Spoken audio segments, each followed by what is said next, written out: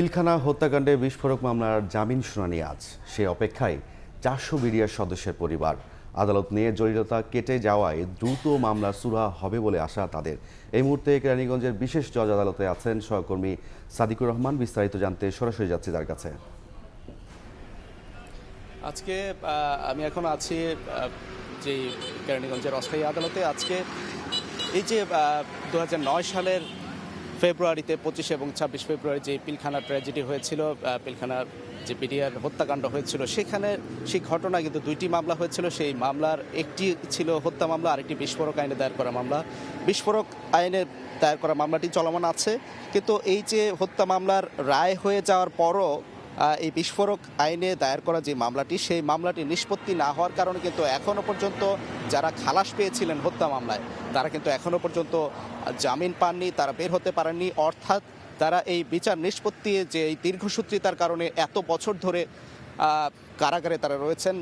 আজকে কয়েকজন আছেন, তাদের পরিবারের সদস্যরা এখানে এসেছেন, কারণ আজকে মামলার শুনানির তারিখ রয়েছে।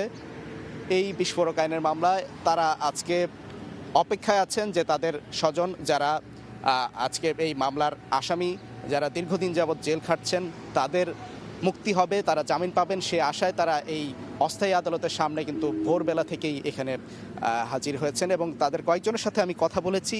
আসলে খুবই এটা হৃদয় বিদারক ঘটনা যে এই যে যাদেরকে আসামি করা হয়েছিল, যারা খালাস পেয়েছে, তারা কিন্তু এখনও পর্যন্ত এই একটা মামলার কারণে আটকে আছে। বিস্ফোরক আইনে দায়ের করা মামলায়, হত্যা মামলায় তারা খালাস পেয়েছে, অথচ তারা এই একটা মামলায় আটকে আছে। এবং তারা দু একটি ঘটনার মধ্যে একটি ঘটনা, একজন আসামি আছেন যার মেয়ে 3 বছরের যে কন্যা সন্তান, সেই 3 বছরের কন্যা সন্তান রেখে এই কারাগারে যান এবং এই কন্যা সন্তান এখন বড় হয়ে গেছে, কিন্তু তারপরও এত বছরেও তার বাবাকে দেখেনি।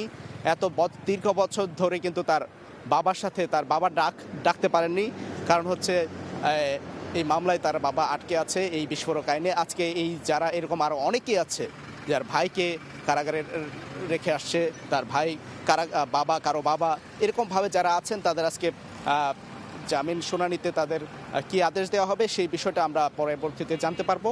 এখনও কার্যক্রম শুরু হয়নি। আদালতের প্রসিকিউটর সহ বিচারক সবাই আসলে পরবর্তীতে শুনানির পর জানা যাবে। এই ছিল এখান থেকে সবশেষ তথ্য।